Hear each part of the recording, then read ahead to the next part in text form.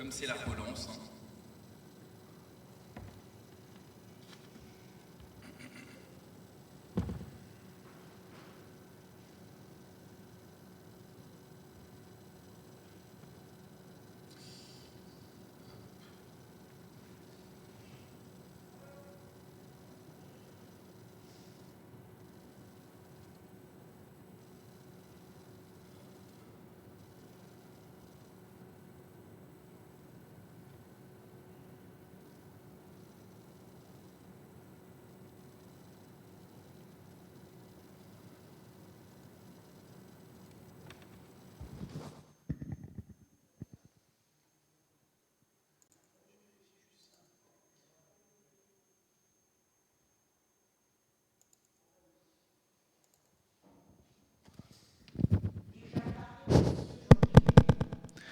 Voilà.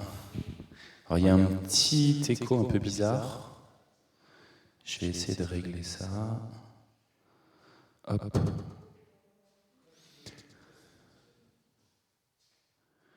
Voilà, je vais baisser un peu le son parce que je ne sais pas si vous avez remarqué, ça fait ça fait un écho qui est très bizarre.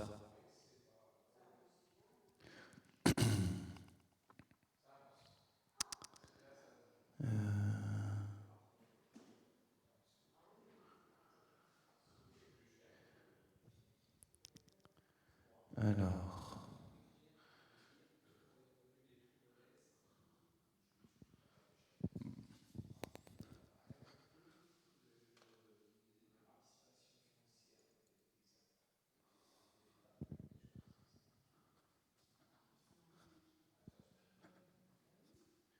Tu peux avoir des aides, c'est ça? Super. Ouais.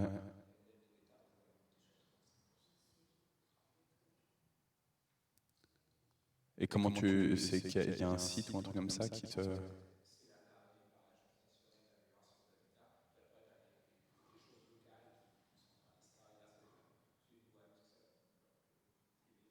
Ok. Et qu'elle est sérieuse. Parce que tu vois, il y a tellement de boîtes qui se sont montées, etc., qui essaient de profiter des aides, machin. Ouais. Ok. Voilà, on va commencer. Ouais, donc pour l'instant, il y a un écho. En fait, on a depuis, ça fait quoi? Ça fait un mois à peu près. Il y a un problème au niveau de l'amplificateur. Donc il doit partir en réparation. On en a un autre qui va arriver en attendant, etc. Donc du coup, pour l'instant, il n'y a qu'une seule enceinte qui fonctionne. À cause de ça, on a été obligé de faire des changements dans la config. Sauf que je ne sais pas pourquoi, il y a encore un écho qui n'est pas très agréable. Bon, ça va, vous arrivez à entendre? Ça fait du bien de reprendre les activités. Et en particulier, mardi, j'étais content qu'on puisse se retrouver pour le groupe de prière au temple aussi. Ouais, ça dit bien. Donc on avait eu le message que tu étais à la mer avec Riri. Donc voilà, on a bien pensé à toi. On pensait à tout le traitement aussi pour Riri, pour que les boutons... T'as eu peur. Je leur ai dit ça, je leur ai dit, Jean-Pierre, il a été paniqué là. Un espèce de gros... Ouais.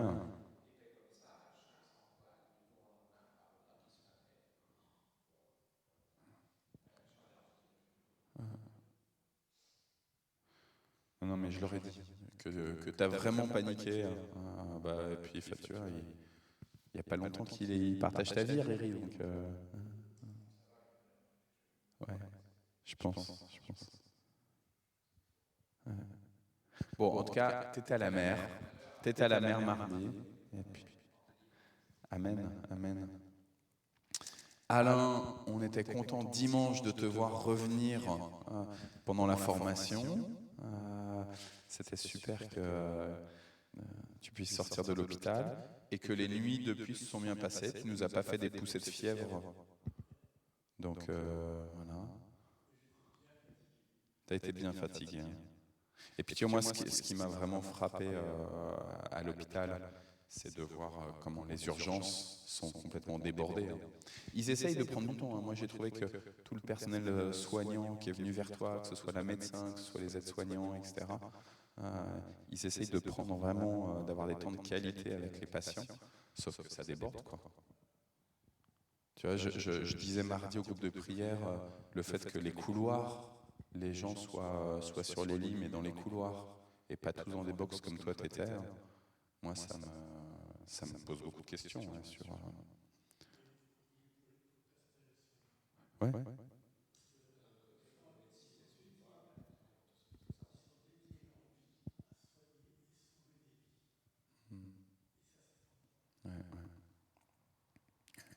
Mais du coup, tu vois, c'est vrai qu'ils sont, comme tu dis, ils sont fatigués parce que ils ont donné leur vie pour accompagner d'autres humains, mais souvent, notamment les questions administratives, etc., la charge de travail fait qu'il y a un épuisement physique, psychique.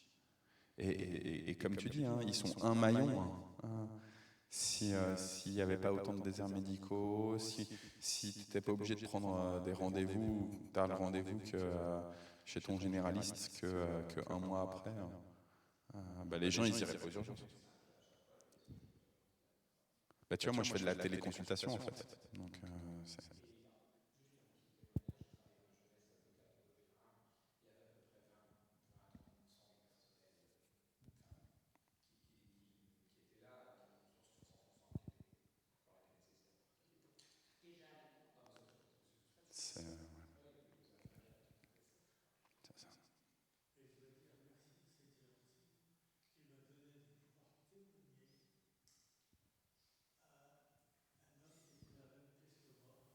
Jean-Marie. Ah, celui qui est parti avant que j'arrive. Hmm.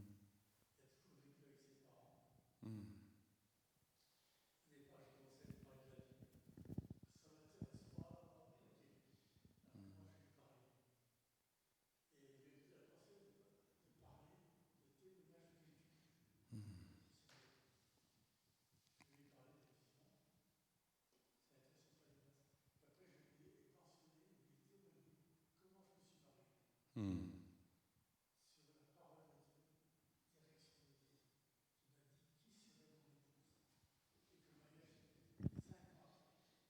Et du coup, ça l'a. Hmm. Amen. Hmm. On croit à un Dieu qui est capable de se révéler encore aujourd'hui. Hein. Dans notre aujourd'hui, on en reparlera tout à l'heure pendant la lecture et de la méditation. Dieu, il parle encore aujourd'hui. Amen. Je vous propose de prier.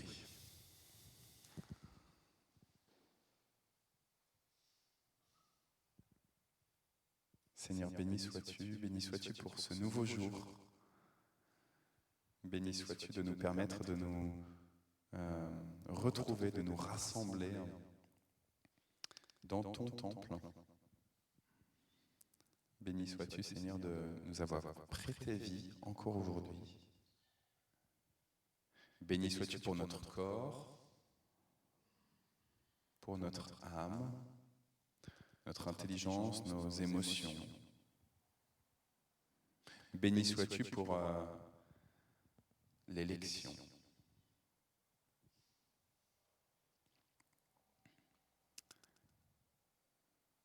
Seigneur, nous prions pour ceux qui ont été actifs dans ce culte du jeudi, qui ont été présents pendant l'année passée. Nous te bénissons et nous te prions pour tous ceux qui viendront pendant cette année. Nous te prions pour ceux qui ont trouvé du travail et qui ne pourront pas venir. Et nous te prions pour ceux qui vivent une nouvelle saison de leur vie et prendront du temps avec notre communauté. dans toute situation, Seigneur, que ta création puisse proclamer « Béni soit le Seigneur Dieu ». C'est notre aspiration. Alors, ouvre nos bouches pour proclamer tes louanges et ouvre nos oreilles pour que nous puissions entendre tes belles paroles. Parle, Seigneur, ton Église écoute. Amen. Jean-Pierre, je donne le micro pour le psaume.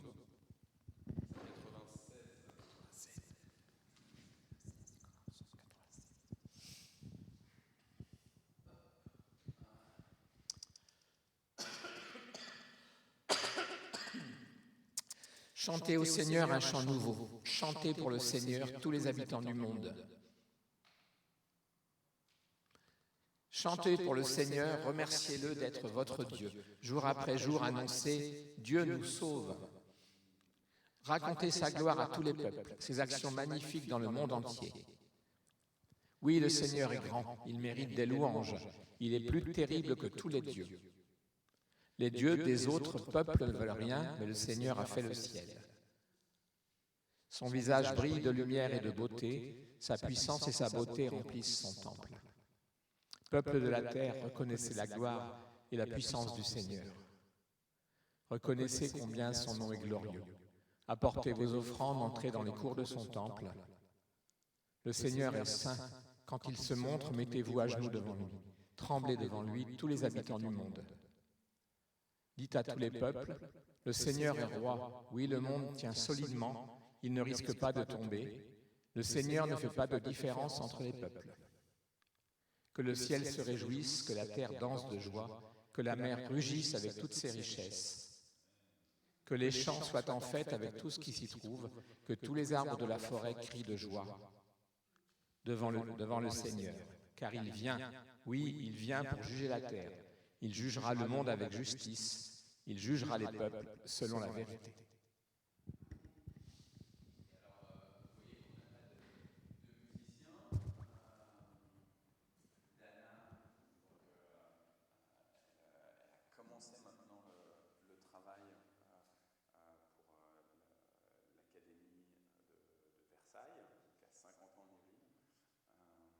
Et en même temps, elle a commencé le travail, mais elle est en congé maternité à partir de cette semaine. Donc là, c'est à la fois depuis une semaine et demie, elle a commencé et en même temps, elle va être en arrêt. Du coup, pour l'instant, on n'a pas de musicien. Peut-être qu'on aura des jeudis des musiciens. Elle est aussi en train de faire ses cartons. Et elle fait ses cartons en plus, puisque du coup, leur déménagement à Magnanville, c'est ce week-end. Et puis on a une autre sœur de l'église qui est en congé maternité aussi là, depuis cette semaine. C'est Sonia qui joue aussi du piano le dimanche.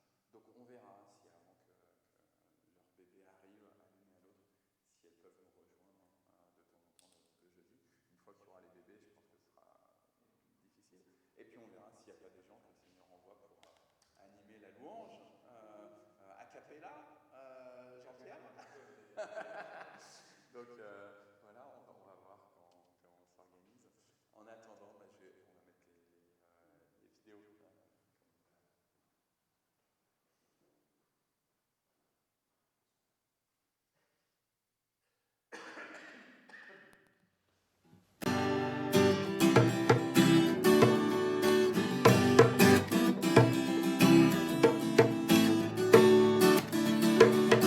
Je lève les yeux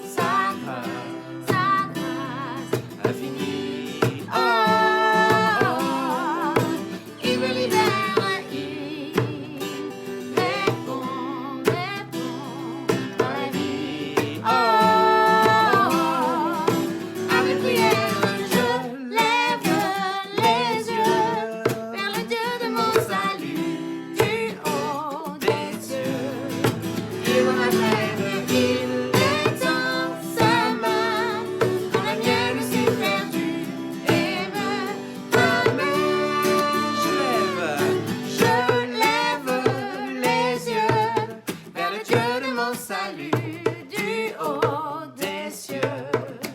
Il voit ma peine, il étend sa main quand la mienne s'est perdue et me ramène. Je lève les yeux, je lève les yeux, je lève les yeux, je lève les yeux.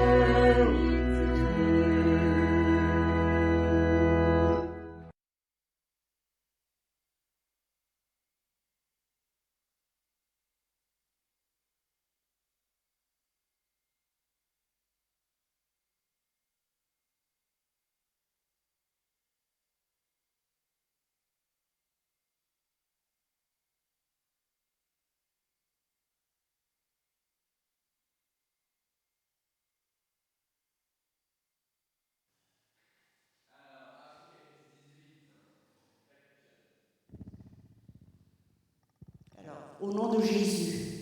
Ensuite, je vois encore un ange qui descend du ciel. Il a un grand pouvoir et sa gloire éclaire la terre.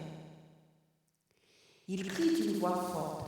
Elle est tombée, la grande Babylone.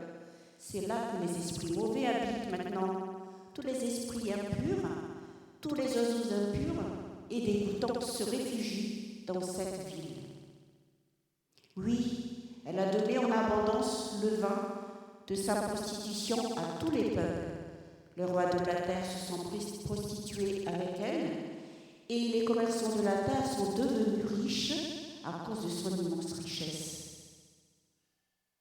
Et j'entends une autre voix qui vient du ciel. Elle dit: Mon peuple, sors de Babylone. Ainsi, tu ne participeras pas à ses péchés, tu ne souffriras pas à cause des malheurs, des grands malheurs qui vont la frapper. Oui, ses péchés montent jusqu'au ciel et Dieu se souvient des actions mauvaises de cette ville. Traitez-la comme elle a traité les autres. Rendez-lui 2 fois ce qu'elle a fait. Dans la coupe où elle a mélangé sa boisson, versez-lui une boisson 2 fois plus forte. Elle a beaucoup aimé la gloire et la richesse. Rendez-lui donc autant de souffrance et de deuil. Elle dit dans son cœur: Je suis assise sur un siège de reine. Je ne suis pas veuve. Je ne serai jamais en deuil. C'est pourquoi voici les grands malheurs qui sont pour elle: la mort, le deuil et la famine. Ils vont tomber sur elle en un seul jour et le feu va la brûler. Oui, le Seigneur Dieu va la juger et puissant.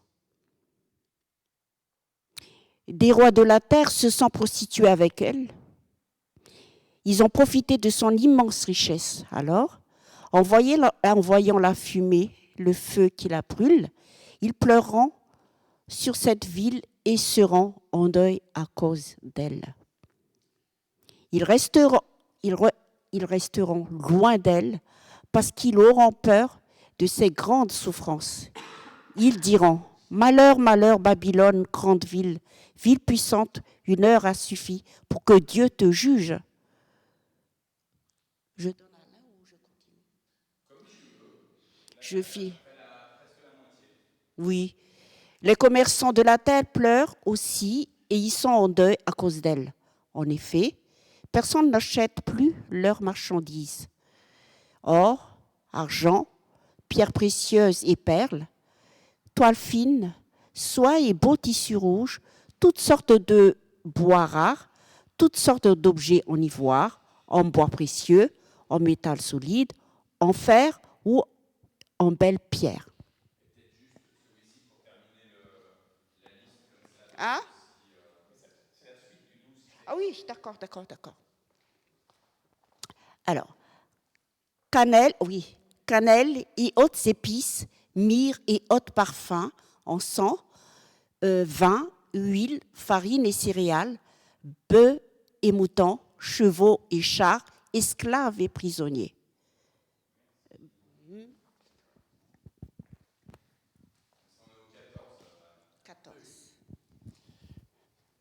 Les fruits que tu convoitais de tout ton cœur s'en sont allés.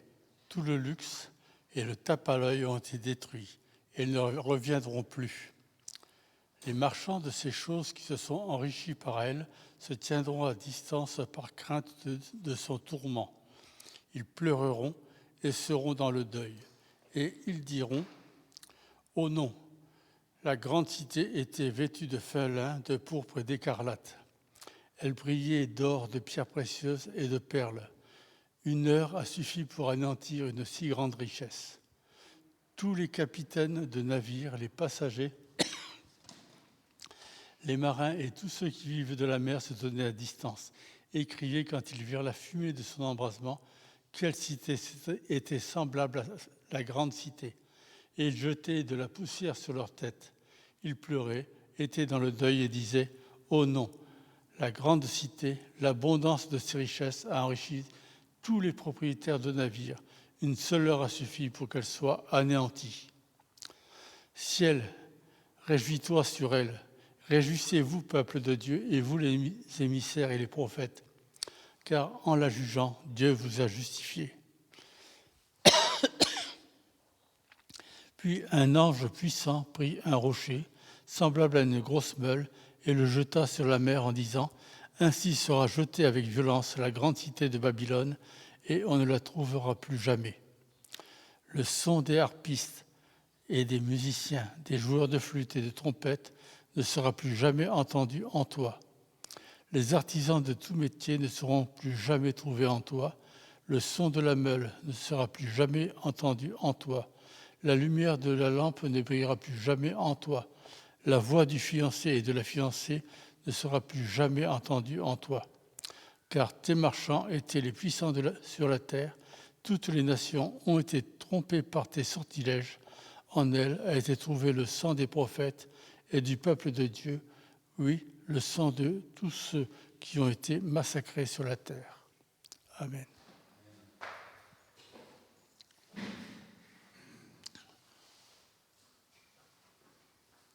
Merci Alain, merci Anta. Et vous avez vu, il n'y a plus l'écho. En fait, j'ai trouvé, comme quand il y a des vidéos de musique, et bah, du coup, ça sortait de l'ordinateur et ça re-rentrait dans le micro. Et donc, c'était pour ça qu'on avait l'écho. Voilà, Apocalypse 18. Ça y est, un ange vient et il dit, elle est tombée. Cette grande Babylone, cette prostituée, dans le chapitre 17, on a entendu hier dans le tour de la Bible, elle est là, cette femme, sur cette bête, avec plusieurs têtes, avec plusieurs couronnes. On nous explique ce que veulent dire ces têtes, ce que veulent dire ces couronnes. Et en même temps, dans les explications, on nous dit, c'est des montagnes, mais c'est aussi des rois, par exemple. Et c'est intéressant, je trouve, parce que quand on a des visions, on pourrait dire, tiens, telle image de la vision, ça veut forcément dire telle chose. Et il y a des livres qui existent, qu'on peut acheter dans n'importe quelle librairie, des livres du monde, de gens qui sont des experts dans les rêves, dans l'interprétation des rêves, dans l'interprétation des visions, et qui vont dire, si tu vois un ventilateur, alors ça veut automatiquement dire ça. Et puis, ils posent comme ça des interprétations très claires. Et en fait, ces livres, ils sont bien vendus parce que c'est vrai que c'est troublant. Quand tu te réveilles le matin, que tu as eu un rêve dont tu te souviens et que tu n'as pas exactement « bonjour » l'explication, tu te dis il faut que je trouve quelqu'un qui va m'interpréter mon rêve. Il suffit de penser évidemment dans le Premier Testament à ces rois, que ce soit Pharaon en Égypte, que ce soit dans le livre de Daniel justement à Babylone, ces empereurs qui ont envie d'avoir une explication très claire. Et d'ailleurs, que ce soit Daniel ou que ce soit Joseph en Égypte, ils vont donner une explication évidente. Il n'y a pas d'autre possibilité pour nous lecteurs, et donc on imagine pour le gouvernant, il n'y a pas d'autre interprétation possible. Et d'ailleurs, du coup, ça va provoquer une réaction, et ça va être pour non leur malheur, mais leur bonheur. Donc on avait, dans le chapitre 17, cette femme prostituée sur cette bête avec plusieurs têtes, avec plusieurs cornes, et l'ensemble est assis sur un cours d'eau qui représente tous ceux qui sont soumis. Et on voit bien, il y a une femme, il y a une bête, il y a un cours d'eau. Et à chaque fois, il y a comme ça quelque chose de très, très hiérarchique. Les uns sont assis au-dessus des autres, gouvernent les uns au-dessus des autres. On arrive dans le chapitre 18, là, que vous avez parfaitement lu, Anta et Alain. Et en fait, ce qui est intéressant, c'est de se dire que cette femme qui était tout en haut, elle est tombée. Et je pense que ça, c'est la bonne nouvelle pour nous aujourd'hui. C'est-à-dire que même quelqu'un qui est au-dessus de nous, quelqu'un qui est au-dessus de au-dessus, le N plus 10, au-dessus de nous, que ce soit dans le monde avec des entreprises, avec des associations, des présidents, des super présidents, eh ben, ils peuvent se retrouver à tomber. Et alors, qui est-ce qui les fait tomber? En fait, ce que je trouve intéressant, là, je ne sais pas si ça vous a interpellé, dans le chapitre 18, mais c'est que d'un seul coup, pouf, elle est tombée, quoi. Pouf, elle est tombée. Elle a commis du malheur et pouf, elle est tombée. C'est pas le peuple, cette eau qui est sous la bête, qui se révolte et qui va, comme au moment de la traversée de la mer Rouge, qui va faire une vague, qui va faire un mur, et peut-être qui va engloutir. Non, non. Le peuple, il est là, comme un fleuve, dans le chapitre 17, et il ne se révolte pas. La bête elle-même, alors au chapitre 17, il est dit quand même que d'un seul coup, elle va se mettre à se révolter contre la grande prostituée, et qu'elle va manger la chair même de la grande prostituée.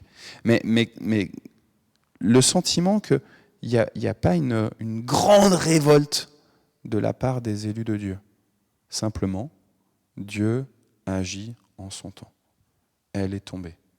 Malheur à elle, elle est tombée, la grande prostituée. Et alors, ce que je trouve intéressant dans ce chapitre 18, après on pourra discuter aussi, c'est que, de facto, chacun est mis en questionnement sur sa relation avec cette grande prostituée. Je suis un commerçant, je suis mis en face à face avec tout ce que j'ai eu comme accord avec cette grande prostituée. Finalement, tout ce qu'on va appeler idolâtrie, quoi. Je suis mis devant la réalité de mon fonctionnement, de mes stratégies, de mon péché mignon. Et là, on pourrait dire, du coup, c'est foutu pour moi, c'est mon jugement, quoi. Les commerçants, ils semblent complètement gênés. Pourtant, il y a un verset, moi, qui m'a particulièrement parlé, et c'était toi, Anta, qui le lisait. Je crois que c'est le verset 6, si ma mémoire est bonne. Hop.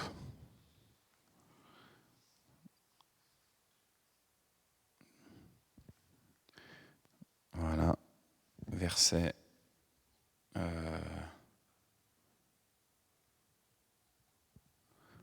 4, pardon, excusez-moi. Et j'entends une autre voix qui vient du ciel, et elle dit, « Mon peuple, sors de Babylone, ainsi tu ne participeras pas à ses péchés, tu ne souffriras pas à cause des grands malheurs qui vont la frapper. » Et je trouve que c'est extraordinaire, parce que le peuple, comme je viens de le dire, il était soumis sous la bête, qui elle-même était soumise sous la grande prostituée. Et le peuple, comme les commerçants, comme les gouvernants, ils ont participé à une idolâtrie. Et pourtant, cette voix qui vient du ciel, cet ange, cette parole qui vient de Dieu, dit « Mon peuple, tu restes à moi ». Quoi. Et malgré tout ce que le peuple il a pu faire, eh ben, le fait d'être propriété de Dieu, d'être sa possession, ça demeure. Et donc là, il te met face à comment tu vas répondre à cette interpellation. Mon peuple sort de Babylone. Ainsi, parce que tu vas sortir, tu ne vas plus participer au péché de Babylone. Et du coup, tu ne vas plus participer, mais du coup, tu ne vas plus non plus souffrir à cause de ce qu'elle fait et à cause de ce que moi, je vais lui faire. Alors tout à l'heure, on a dit, Dieu, il parle encore aujourd'hui. Avec Alain, on avait cette discussion dimanche sur le fait qu'il y a beaucoup de commentaires bibliques, notamment dans notre milieu réformé, qui considèrent, t'as trop de soleil sinon dans les yeux, c'est pas agréable, qui considèrent que pour lire un texte biblique, il faut comprendre le contexte d'écriture du texte biblique. Et il y a quelque chose de très juste là-dessus. C'est important de savoir sur l'auteur, sur ce qu'il traversait, etc. La difficulté, c'est que quand on laisse le texte enfermé uniquement dans son contexte de rédaction, eh ben on oublie que Dieu il veut nous parler aujourd'hui, quoi. Et donc, savoir le contexte de rédaction, c'est bien. Savoir que Dieu veut me parler, moi, aujourd'hui, en 2023, je pense que c'est mieux.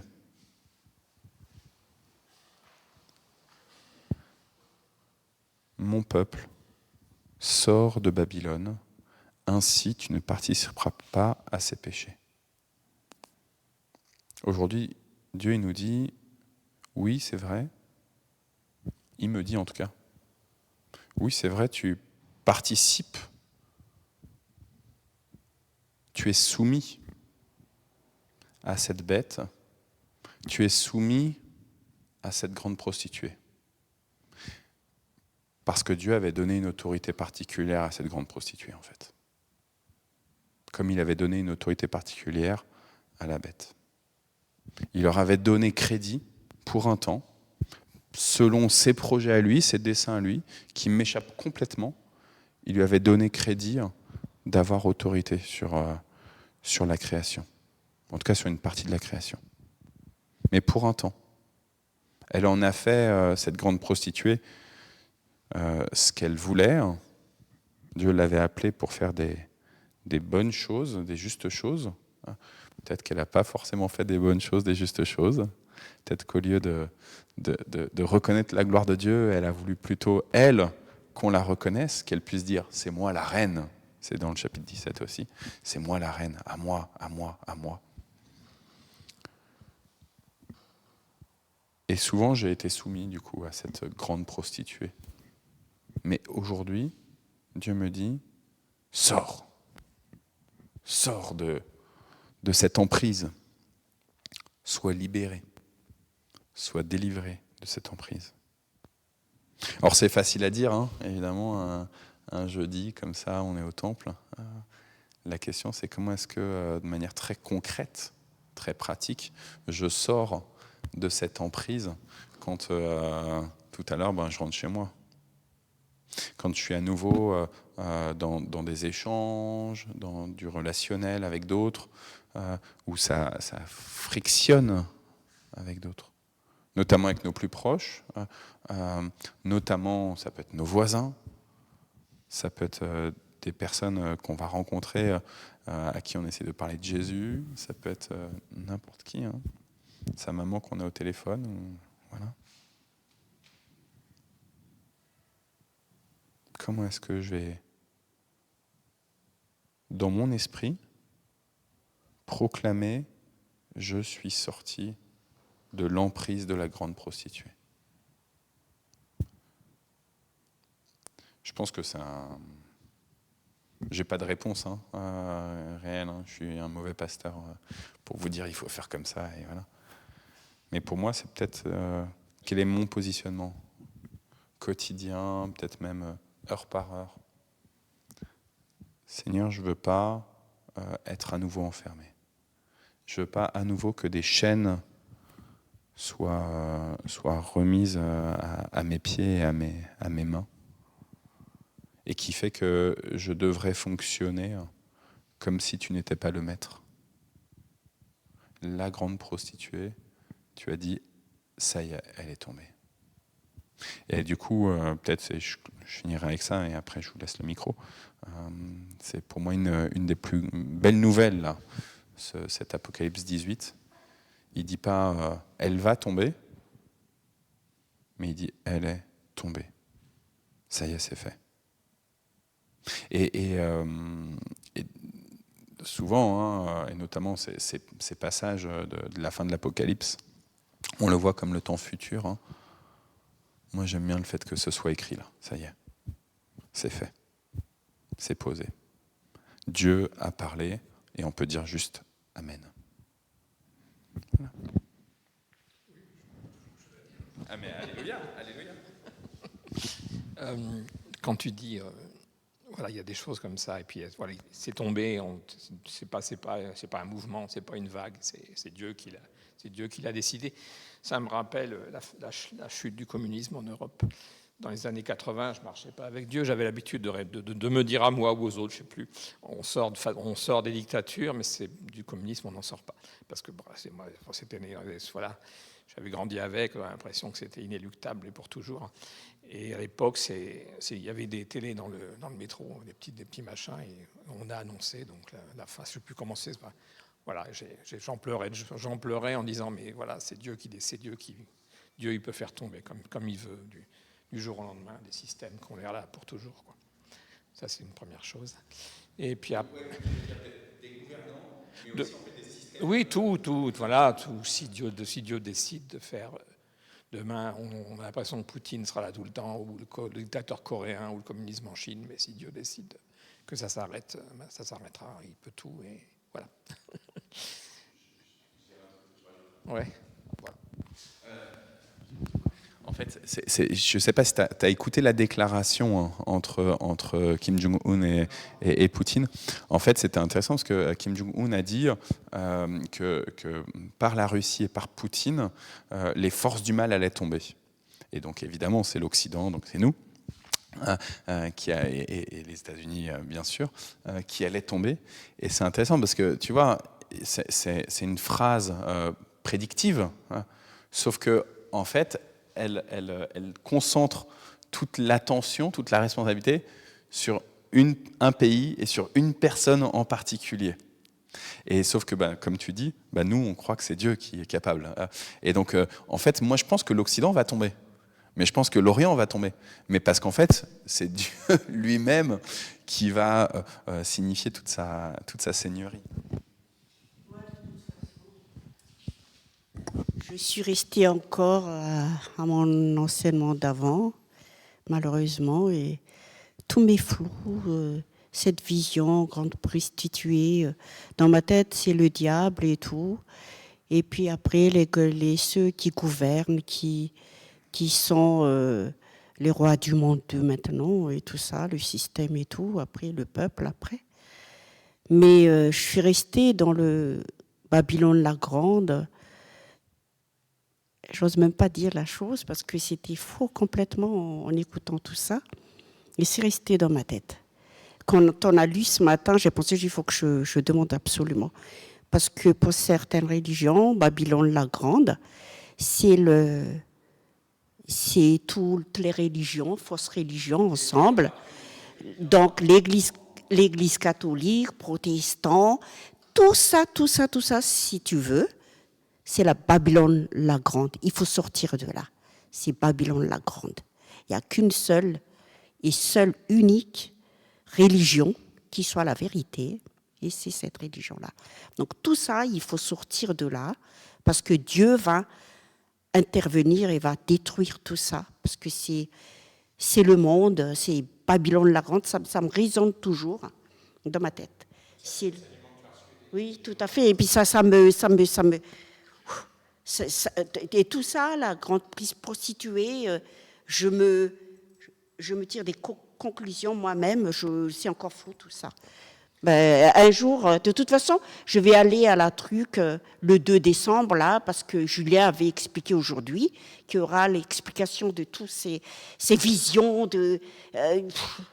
ça m'est tout flou, tout ça. Je n'ai pas trop la tête avec ça. Alors, juste par rapport à ça, en fait, si tu veux, ce qui est intéressant, c'est que à l'époque de Luther, il a écrit noir sur blanc que Babylone, la grande prostituée, c'est l'Église catholique romaine.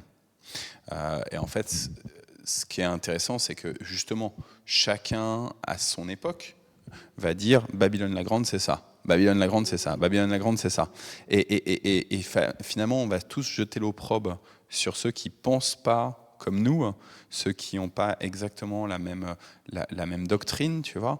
Moi, je pense que les perversions, en fait, il y en a de partout. Il y en a de partout.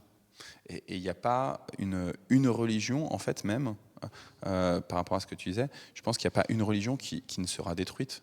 Je pense que Dieu va détruire toutes les religions, tu vois. C'est pas ce qui restera. Il va être Seigneur.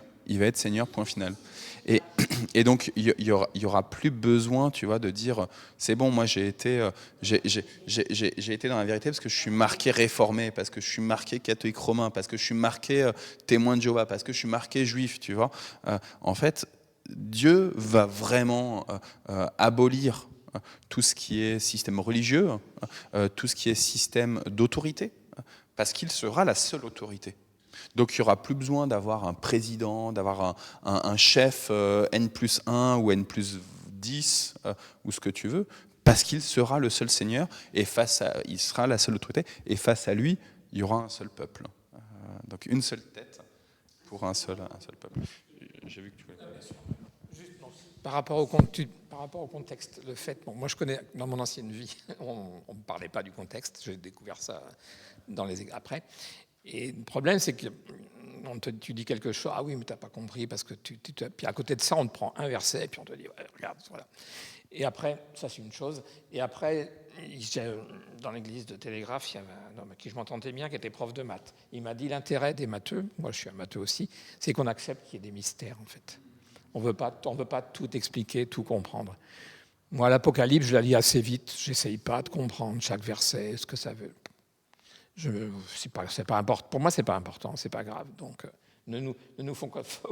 faut pas se focaliser sur les choses qu'on comprend pas. Il y a tellement de choses qu'on peut comprendre et qu'on peut mettre en pratique tous les jours. Ne nous focalisons pas sur le reste. Voilà mon message. Après, tu vois, je pense qu'il y a des moments où Dieu, il nous fait une révélation particulière, tu vois. Mais en fait, cette révélation, alors peut-être qu'elle est à partager, hein, mais d'abord, elle est pour toi. Et il y a des fois, tu vois, où Dieu, il nous met en tête que tel cas typique, je ne sais plus si je vous en avais parlé avant les vacances, bien avant les vacances, il y a le YouTuber qui est le plus suivi à l'heure actuelle, c'est un Américain, et il s'appelle MrBeast. Et c'est intéressant, hein, Monsieur Bête, quoi, la bête. Et ce type-là, il est ultra généreux, mais vraiment, tu vois. Il a commencé à se faire connaître sur YouTube en distribuant de l'argent à des SDF. Et donc, ensuite, il proposait à ses abonnés de dire, donnez-moi des défis pour que je puisse donner de l'argent. Et donc, il avait des sponsors qui ont accepté de lui donner de l'argent pour qu'ensuite il puisse redistribuer. Et ainsi de suite, ainsi de suite. Et le type là, je veux dire, il fait quand il distribue, c'est pas 100 dollars, hein. C'est des milliers de dollars, des dizaines de milliers, des centaines de milliers de dollars. Et il est très généreux, il est suivi, machin, etc. Sauf que le type s'appelle MrBeast. Et donc moi, il y a quelques mois de ça, quand il est devenu le YouTuber numéro 1, qui a le plus d'abonnés sur YouTube dans le monde entier, j'ai senti en moi-même, et je pense que ça vient de Dieu, j'ai senti en moi-même que là, on avait une figure en fait démoniaque, une figure satanique. Que ce MrBeast, avec tout l'engouement, je veux dire, il n'y a pas de fausse note avec MrBeast, tout est parfait, il a tout, il a tout. Il n'est pas très beau, mais il a tout. Toute autorité, tout pouvoir, toute reconnaissance, etc. Et en fait, il y a quelque chose qui ne va pas. C'est que concrètement, il le fait parce qu'il est lui au centre de tout, quoi. Il est lui le centre.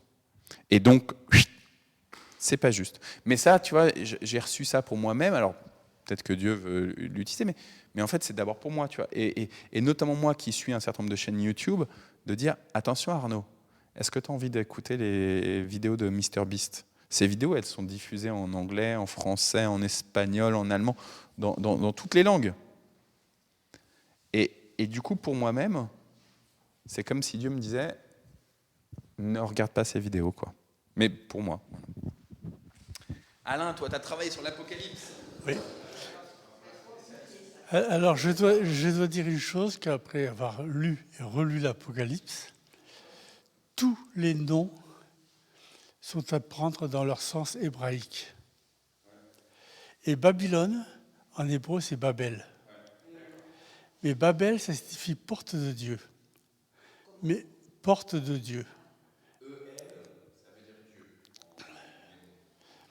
Hein? Et disons que ça veut dire aussi jugement de Dieu.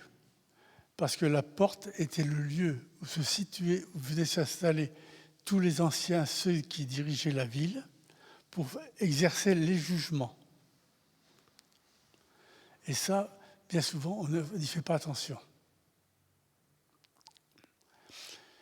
Et une chose que j'ai remarquée, bon, là, on peut très bien dire, là, ça va pas, bon, je suis d'accord, mais la Grande Babylone est un port.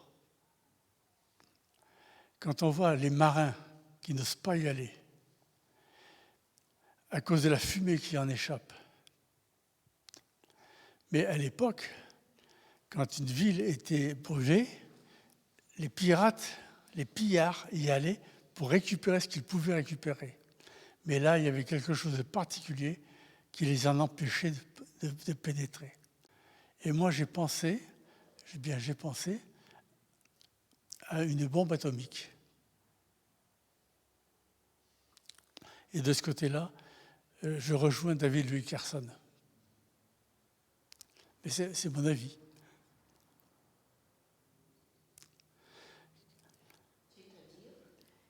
Et une bombe atomique qui a été larguée sur la ville pour la détruire complètement. Actuellement, il ne faut pas grand-chose maintenant. Et quand Dieu dit « sortez de Babylone », c'est « sortez du lieu de jugement », mais on pourrait dire presque « repentez-vous » pour sortir. Voilà. Tu vois, par rapport à Babylone aussi, tout à l'heure, je parlais du prophète Daniel. Je veux dire, il n'a pas choisi d'aller à Babylone, Daniel. Et donc, il y a eu ces invasions, le royaume du Nord, ensuite le royaume du Sud, et puis déportation. Je veux dire, il s'est retrouvé déporté à Babylone. Et il se trouve qu'il était de bonne famille, donc hop, on lui a donné une éducation particulière là-bas à Babylone. Et il a participé aussi vraiment en tant que autorité finalement, en tant que déporté juif, mais autorité. Et en même temps, il est resté ferme sur sa foi en Dieu, mais il a aussi participé. Ouais, exactement. Exactement. On voit dans le Premier Testament que les gens sont placés à des endroits particuliers pour pouvoir rappeler que Dieu est Dieu et que Dieu s'engage et qu'on ne peut pas faire n'importe quoi avec ceux avec qui Dieu s'est engagé. Je pense à la reine Esther. Je veux dire, c'est pas pour dire les Juifs ils sont parfaits, ils sont saints ou je sais pas quoi, mais les Juifs c'est le peuple que Dieu a choisi. Et du coup, la reine Esther, elle dit au roi, tu peux pas faire n'importe quoi avec le peuple que Dieu a choisi, parce que du coup tu offenses Dieu en fait, tu fais du mal à Dieu quand tu fais ça. Et en fait, ce qui est intéressant, c'est que là dans Apocalypse 18, qu'est-ce qu'elle a fait finalement, la grande prostituée? Eh ben, elle s'est amusée à écraser, à tuer le peuple nouveau que Dieu a choisi, le peuple des croyants en Jésus-Christ.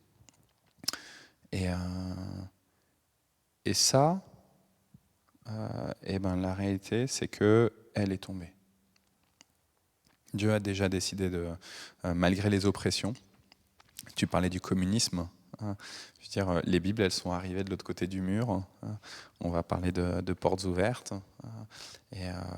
Et aujourd'hui encore, on avait été au Muro, il y avait eu ce Nord-Coréen qui avait fui, etc., et puis qui avait rencontré Christ.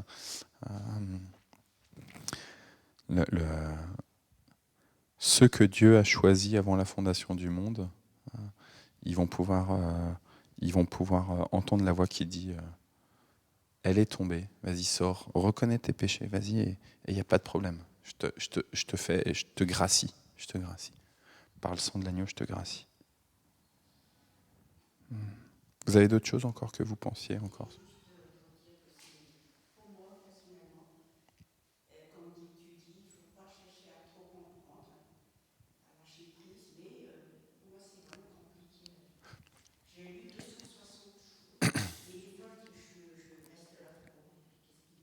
Mais pour Jean-Pierre, pour Alain et pour moi aussi, c'est compliqué la Bible, hein, tu sais. Vraiment. Mais non, mais tu vois, non, mais c'est important aussi parce que tu viens aussi d'un milieu où on te dit il faut penser comme ci, comme ça, machin, tac, tac, et tu dois juste réciter ce qu'on t'a fait apprendre par cœur. Mais moi, tu vois, du haut de mes 40 ans, la manière dont je comprenais des textes il y a 10 ans, il y a 20 ans, comme je les comprends aujourd'hui, ça a évolué. Et à chaque fois, je pense que Dieu, il a été là par son esprit pour aussi m'aider à comprendre, à vivre avec. Alors peut-être qu'il y a des fois où je comprenais faussement, tu vois, mais Dieu, il corrige, il te permet. Et c'est compliqué, c'est compliqué. Le message, je crois que le message évangélique central, il est très très simple. Il n'y a que Jésus qui sauve, c'est par Jésus que Dieu te donne la vie. Et donc, arrête de compter sur tes forces. Jésus, il a déjà tout accompli sur la croix et par sa résurrection. Ça, c'est le message, je veux dire, le plus, pour moi, le central de la Bible, le kérygme. Maintenant, eh ben, c'est comment est-ce que tous ces textes-là, eh ben, ils me font comprendre ce message central, cet évangile d'amour de Dieu par cette mort en Christ pour moi, et comment ça vient me stimuler ma vie, faire que chaque jour, eh ben, j'essaye de vivre chrétiennement. Enfin, je sais pas ce que les autres vous pensez, hein, mais Je suis d'accord, mais c'est vrai que je suis un peu parce que en sortant de 25 ans, 30 ans d'une religion, il n'y a pas de page blanche ici, ici. Et c'est compliqué pour moi, parce que je me suis vraiment créée dans ma tête. Et pour moi, j'essaie d'être le truc de bon, ah oui, on dit ça. Je sais pas. Comme je ça revient toujours ce que Jean-Pierre me dit. Dieu seul le sait, je sais pas. Je sais tout simplement, Jésus est roi, Jésus ressuscité, c'est lui mon sauveur, c'est tout le point. Mais tu vois, quand Jean-Pierre te dit ça, en tout cas ce que tu entends de la bouche de Jean-Pierre, c'est pas sois bête et de toute façon c'est juste mystérieux, donc tu fais ce qu'on te dit et point final, réfléchis pas dans ce sens-là. C'est juste, en fait, dans quelle posture je me place dans mon esprit, là, dans mon cerveau, dans mon âme, là où je ne sais pas comment vous dites, mais comment je me place avec humilité. Tu vois, Dieu, il a envie qu'on soit des chercheurs, qu'on lise la Bible, qu'on essaye de comprendre qu'est-ce que tu veux me dire, tu vois. Mais en même temps, on ne saura jamais tout. Mais ça veut dire qu'il faut arrêter de chercher? Ben non, Dieu il veut qu'on soit des chercheurs. Est-ce que ça veut dire que on maîtrise tout, tu vois, et que du coup on peut faire la morale aux autres? Ah non, t'as vraiment rien compris, t'es trop nul. Moi je sais, j'ai eu révélation, tu vois. Bah non plus, tu vois.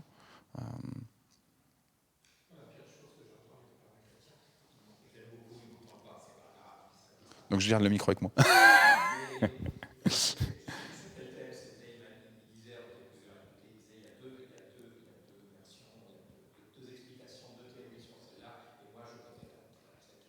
Ouais.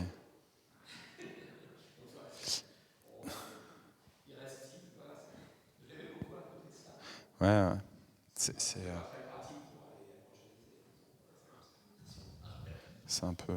Mais il y a trop souvent des moments où moi je fais ça en fait. Enfin, tu vois, c'est-à-dire que ouais, exactement. Tu vois, c'est comment est-ce qu'aussi, tu vois, j'arrive à reconnaître humblement qu'il y a des moments où je suis un peu à essayer de forcer les gens à croire comme je veux et je pense, tu vois. Et parce qu'en même temps, nous, ça nous fait vivre, tu vois. Quand il y a des points doctrinaux, des moments où tu as une révélation particulière, bah, tu te dis, moi, je me sens plus libre. Donc j'ai envie que les autres ils puissent goûter cette même liberté, tu vois, j'ai envie de partager. Mais comment est-ce que j'arrive avec finesse, tu vois? Là, moi, dans mes méditations quotidiennes avec le créateur d'Alpha, aujourd'hui, il citait un évêque anglican où quelqu'un vient et lui dit est-ce que vous savez que Jésus il vous sauve? Et l'évêque anglican, il répond alors de quel salut tu parles? Et là, il lui sort les 3 mots en grec pour parler du salut. Et donc, il commence à rentrer dans des explications. Tu vois. Et parce qu'en fait, moi, profondément, je crois que Jésus sauve. Mais si tu viens de manière un peu que tu peux essayer d'agresser l'autre, tu vois, en essayant de le coincer, hein, tu vois, que dans ton esprit, ton objectif, c'est de coincer l'autre, comme les pharisiens, ils essaient de coincer Jésus, tu vois. Est-ce que tu crois que Jésus sauve vraiment?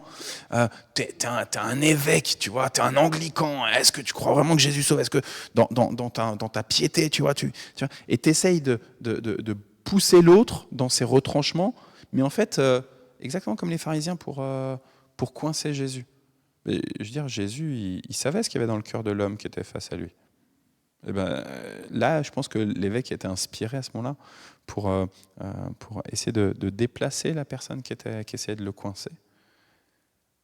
Et, pas pour le faire douter, hein, mais pour lui dire, finalement, cherche pas à être agressif avec ton prochain. Cherche à le bénir, essaye de rentrer dans des échanges, des discussions. Et surtout, le seul objectif réellement qui fait vivre, c'est que la personne puisse dire Jésus Seigneur, quoi. Jésus soit le Seigneur de ma vie. Et je reconnais que en fait, mon comportement, c'est souvent de suivre une grande prostituée plutôt que de suivre Jésus. Et plutôt que de dire, tu vois, moi, alors plus encore quand tu es pasteur, tu vois, c'est trop facile pour moi de dire, ah Jean-Pierre, décidément, il suit beaucoup la grande prostituée, hein, oh là là, oh là là, oh là là, tu vois, ah Anta, oh là là, mais toutes les grandes prostituées qu'elle suit, oh là là, oh là là, oh là là, tu vois. Mais en fait, pose-toi la question pour toi-même, au lieu de vouloir absolument, tu vois. Et en même temps, il y a des fois où tu dois essayer d'accompagner ton frère ou ta sœur. J'ai mis un message à quelqu'un cette semaine en disant écoute, je pense que là il y a peut-être des choses où je sens qu'il y a peut-être des trucs qui coincent un peu, mais tu vois, moi j'essaye d'y aller, tu vois, à la personne je disais écoute, je suis désolé, je veux pas être le gourou qui te dit comment tu dois penser, comment tu dois agir, comment tu dois, tu vois, mais en même temps je sens qu'il y a quelque chose qui coince, alors tu vois, t'essayes un petit peu mais c'est difficile. Mais il faut le faire en même temps. Mais sans jugement. Avec,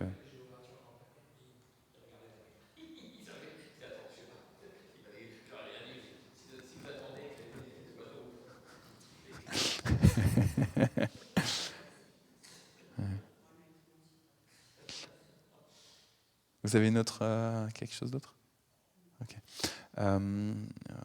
Je lis le fil rouge là, de Porte Ouverte. Et puis après, j'ai aussi... je vais vous mettre aussi là, à nouveau le petit film d'Alpha là, qu'on a mis dimanche. Alors, donc on est en Birmanie, au Myanmar. Aujourd'hui, Ko Hung vit en exil loin de sa maison et de sa famille. Il était l'un de nos partenaires au Myanmar, mais suite au coup d'État du 1er février 2021, au renforcement de la surveillance numérique, son travail auprès des chrétiens birmans est devenu trop risqué.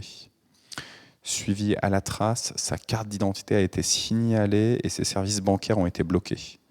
Finalement, d'autres partenaires locaux de Portes Ouvertes ont dû l'aider à s'enfuir vers un autre pays qui est plus sûr. Mais aujourd'hui, même en exil, Ko Hung n'est pas complètement hors de danger et il avoue, si je suis arrêté ici pour quelque raison que ce soit, je peux être expulsé vers le Myanmar.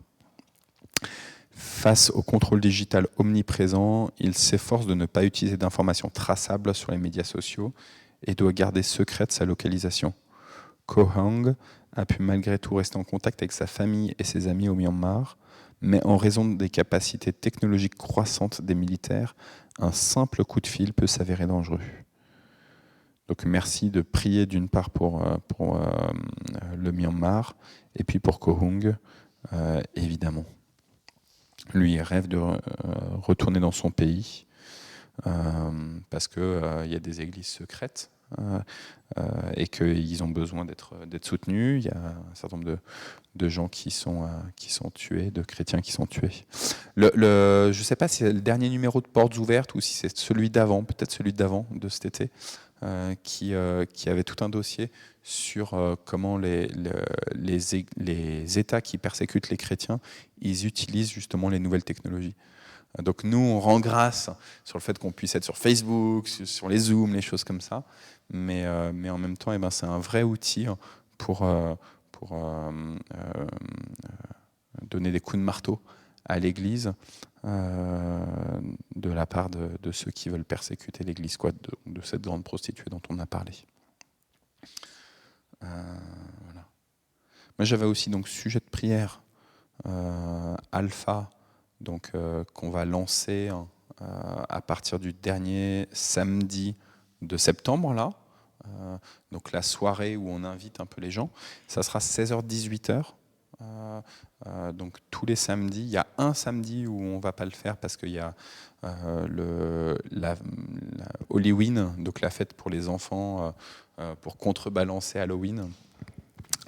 Donc à part ce samedi-là où du coup niveau horaire ça aurait été trop compliqué, mais donc tous les samedis jusqu'au 23 décembre, on va faire le parcours Alpha. Donc 16h-18h, un goûter, un exposé, et puis ensuite des petits groupes de discussion. Ouais.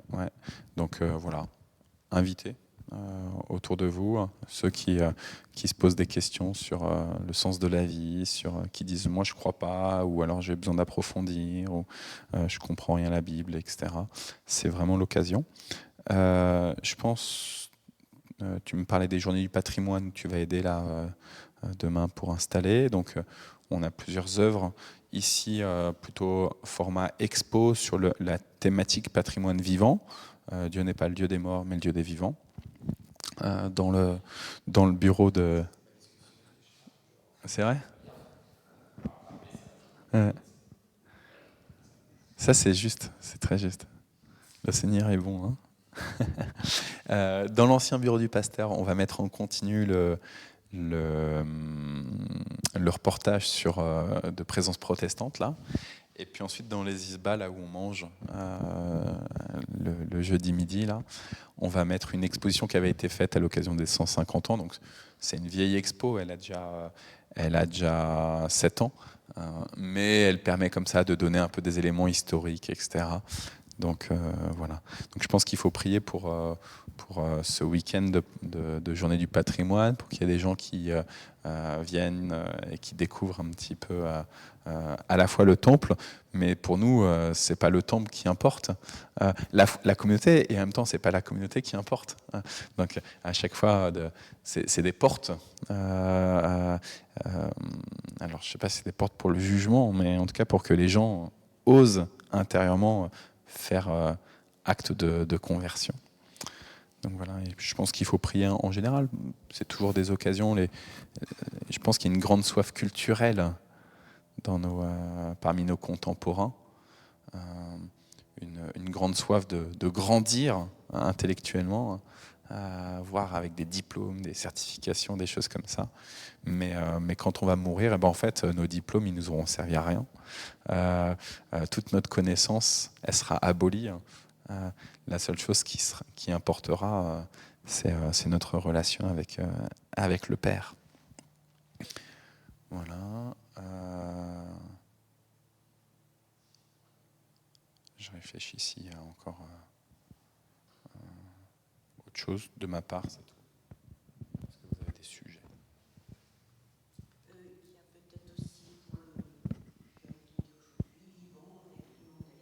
Oui, tu as raison. Donc, c'est ça. Liban, Maroc.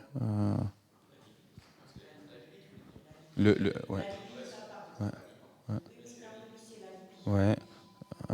Évidemment, Ukraine.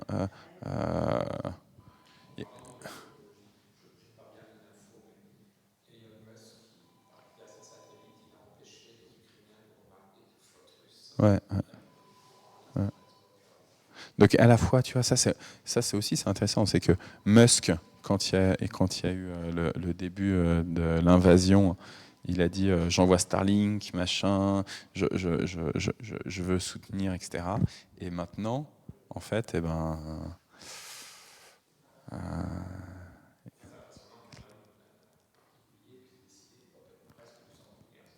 ouais.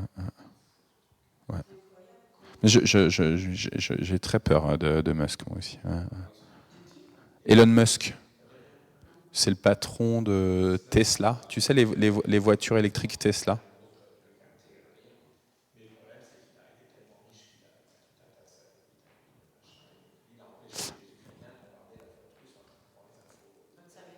En fait, si tu veux les...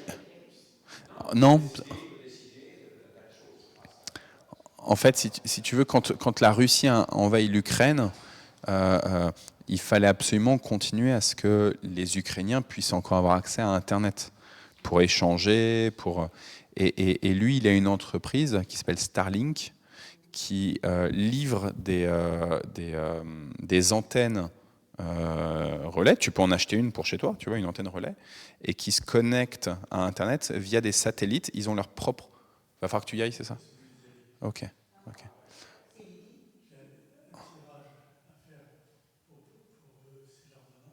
Ok. Bon, que le Seigneur te bénisse, Alain. Voilà, Seigneur, on veut te prier pour la journée de notre frère Alain. Merci, Seigneur, de nous l'avoir amené jusqu'ici. Merci de l'avoir rétabli. On te prie pour les analyses qu'il doit encore continuer de suivre. On te prie pour sa femme, on te prie pour sa belle-sœur, Seigneur. Toi, tu les connais, les Jouravel du Mont, Seigneur. Donc, pose ta main. On te prie pour le beau-frère aussi d'Alain, pour Paul, Seigneur. Touche-le. Manifeste ta gloire, manifeste ta bonté en lui, pour sa famille à Paul. On te prie pour leurs voisins. On te prie pour leur désir aussi, Seigneur, de trouver le lieu où tu as besoin d'eux. On te prie pour le musée. On te bénit, Seigneur, du fait qu'on ait quelques pièces de la collection du musée du Mont, Seigneur. Et on te prie pour tous ces cartons qui sont préparés et qui attendent juste ton feu vert, Seigneur. Donc, Seigneur, on ne veut pas forcer par nous-mêmes, mais on veut te demander de forcer le moment toi-même, Seigneur. Donc donne le go, s'il te plaît, par le nom de Jésus. Amen. Salut Alain. Ok. Pour les journées patrimoine, tu veux dire ?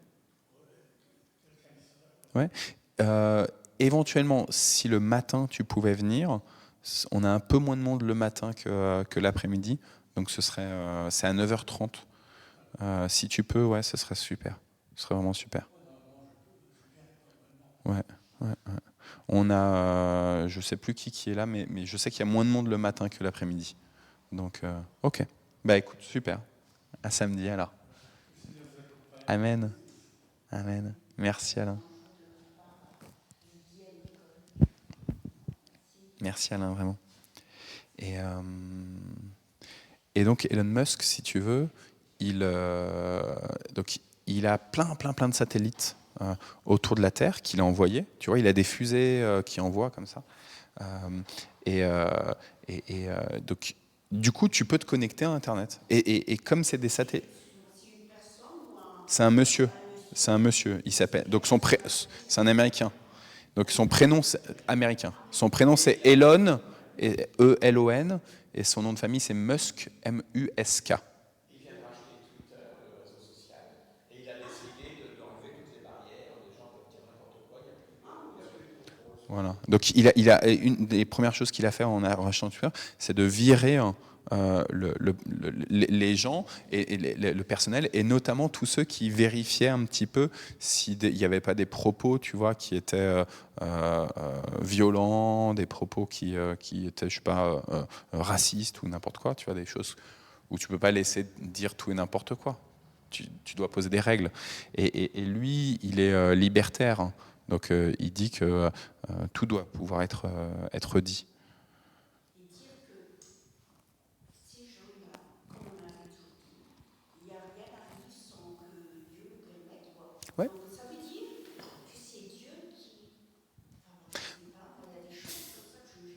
En fait, Dieu, alors,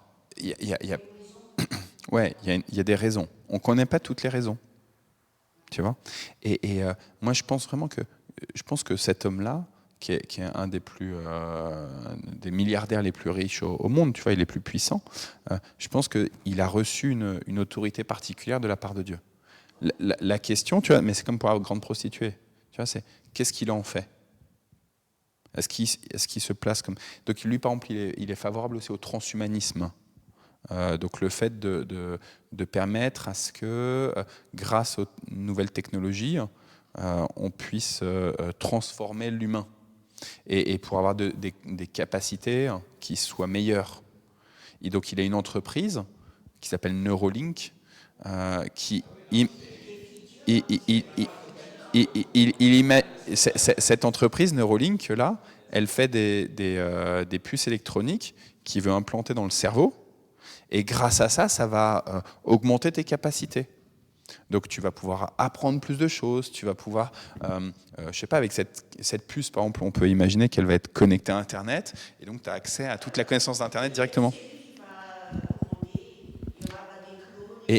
Mais du coup, tu vois, ce que Jean-Pierre dit, c'est que là, sur l'Ukraine, on dit « Ah, c'est le sauveur !» Il permet à ce que l'Ukraine ait Internet et qu'ils vont pouvoir continuer, tu vois. Je veux dire, nous, Victoria, si elle a du contact WhatsApp et téléphonique avec son chéri là-bas en Ukraine, en fait, c'est en partie grâce à Starlink, donc grâce à Elon Musk. Sauf qu'il peut aussi, de lui-même, d'un coup, dire « Ah ben non, en fait, tu vois, il suffit qu'il se soit mal réveillé un matin. » Bien sûr. Et c'est ça le problème, tu vois. C'est-à-dire que la grande prostituée, elle reçoit une autorité. Pourquoi pour Poutine, moi je pense que s'il a reçu une autorité, c'est pas simplement qu'il a volé l'autorité, tu vois. Dieu a permis que Poutine ait une autorité. Mais en même temps, Dieu, il veut qu'il soit, lui, reconnu comme l'autorité suprême. Et que tu agisses en reconnaissant qu'il y a quelqu'un au-dessus de ta tête. Donc que tu ne peux pas faire n'importe quoi. Donc, alors il y a ça, tu vois. Tu sais, on le dit plus trop maintenant, mais que notre président de la République, il se faisait appeler Jupiter. Ça questionne, tu vois, quand un président dit « je suis Jupiter ». On l'a dit de lui, mais ça questionne, tu vois. C'est-à-dire que, en fait, parce qu'on le sait que l'argent, le sexe, le pouvoir, c'est les trois lieux où c'est facile de chuter, en fait. Mais de chuter pour nous, là, on voit, elle perd autorité, mais en fait de chuter même dans ta relation avec Dieu. Mais oui, bien sûr.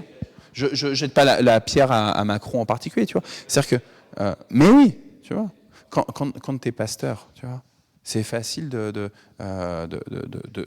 penser que tu es au-dessus de la mêlée, que tu diriges ton troupeau. C'est mon troupeau. Tu vois, vous êtes mon troupeau. En fait, non.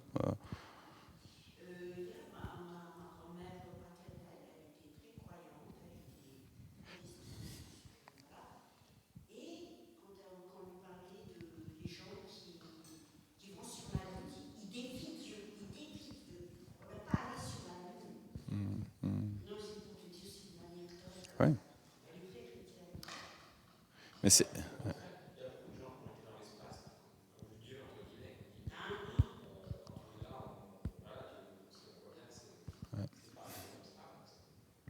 Il y a beaucoup de...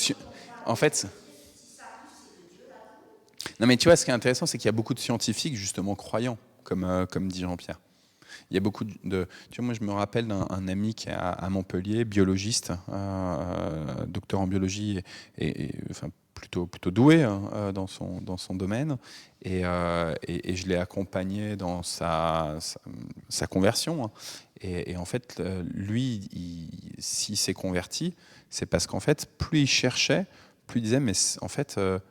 forcément que... Enfin, tu vois, j'arrive au bout, quoi.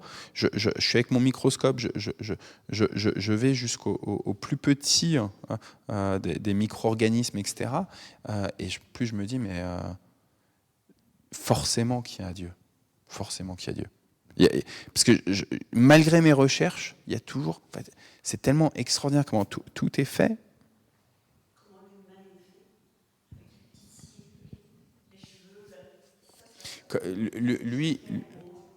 Lui s'était spécialisé sur le travail médicinal avec l'argile pour soigner notamment les animaux, mais aussi les humains.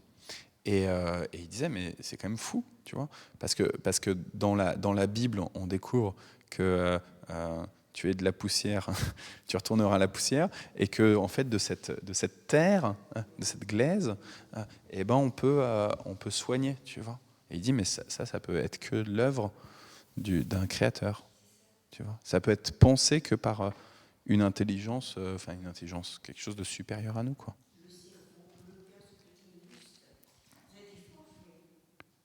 Ouais.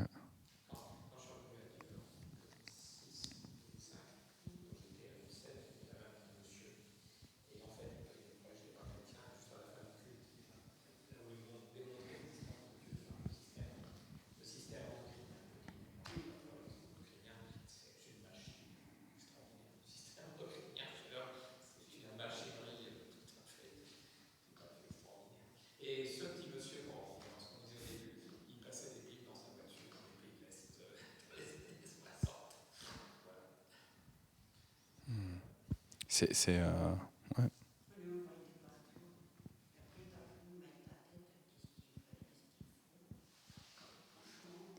Voilà. On prie encore? Ouais. Attends, parce que ouais. Et en fait, je croyais que j'avais encore une petite. Il y avait la vidéo alpha, mais il y avait autre chose auquel. Ah, mais oui, évidemment. Juste encore si. Il y avait cette petite vidéo aussi, juste que je voulais vous mettre, qui dure 1 minute 30. Alors, il y avait Alpha, mais c'était une autre, parce que finalement, Alpha, c'est juste la pub un peu pour Alpha, mais depuis le début du mois de septembre, il y a Jeunesse pour Christ qui fait sa campagne de prière pour la jeunesse. Et donc là, c'est sur les blessures. Donc je vous mets ça, et puis après, on prie.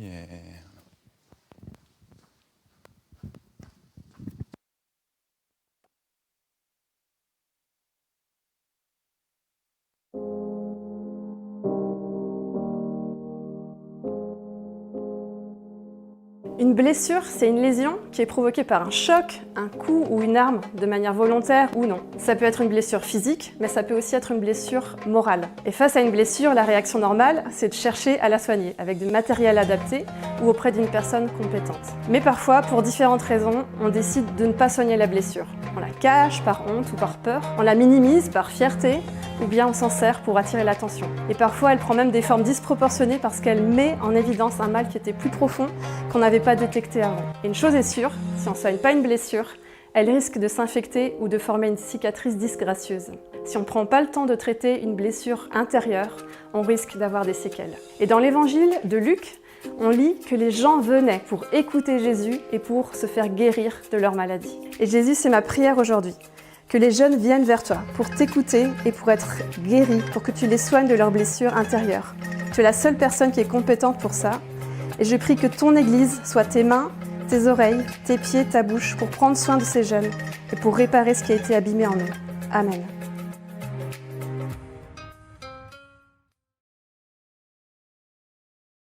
Voilà, Seigneur, hop, je coupe l'autre. Seigneur notre Dieu, on veut te supplier pour ces dirigeants. On veut te demander, Seigneur, de toucher leur conscience.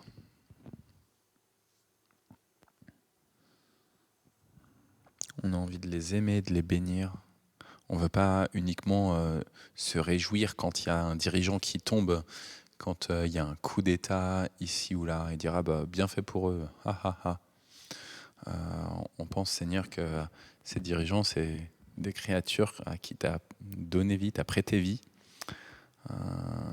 des dirigeants dans le monde, des gouvernants d'État, des dirigeants d'entreprise, Seigneur.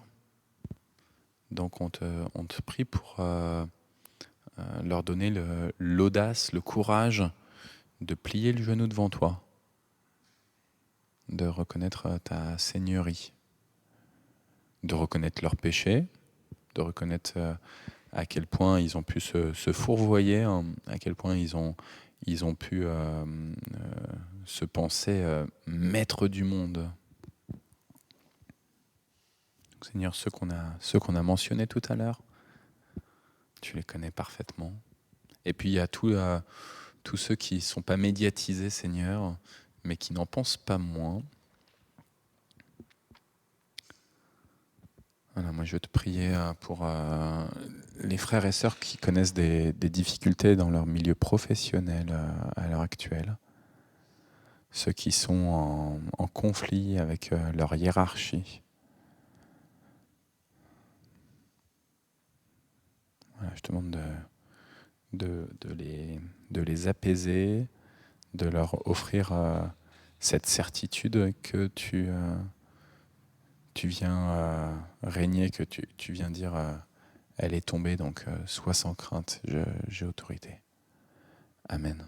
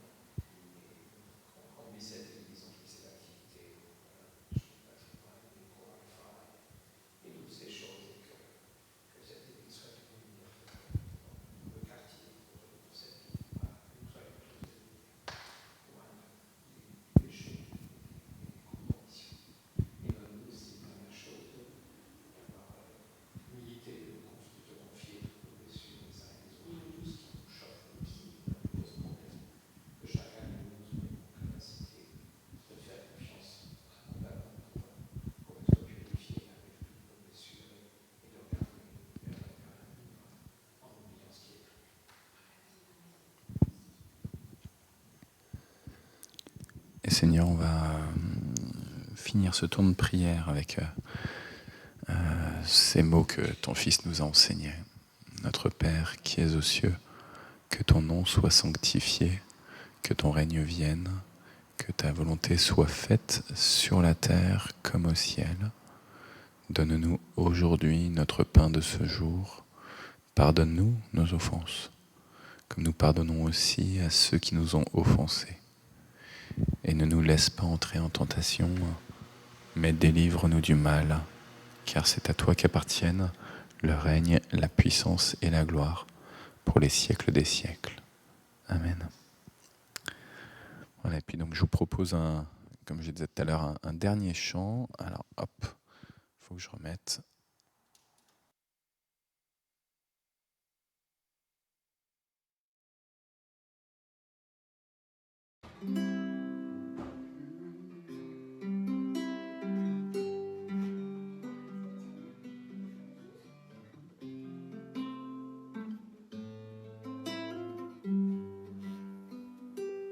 Je viens dans ta présence, Seigneur de l'univers. Rien n'a plus d'importance, rien n'a plus de valeur. Je viens chercher ton cœur, trouver ta volonté, me tenir prosterné en chantant tes louanges.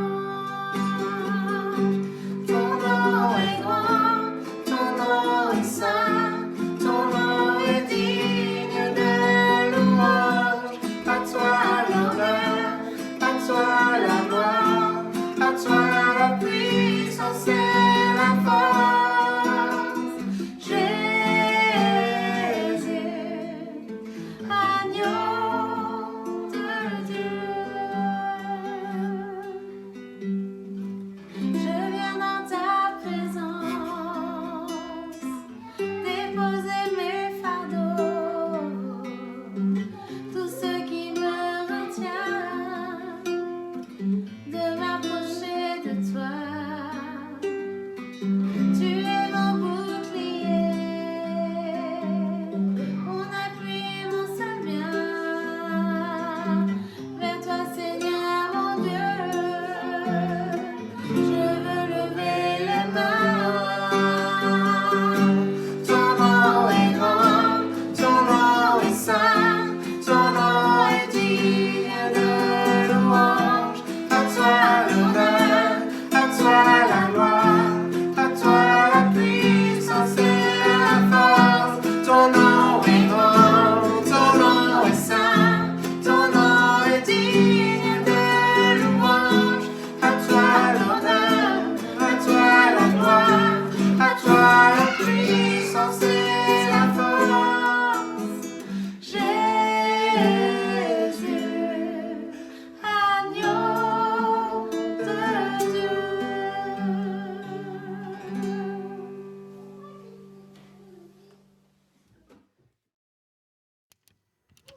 Voilà, que le Seigneur vous bénisse.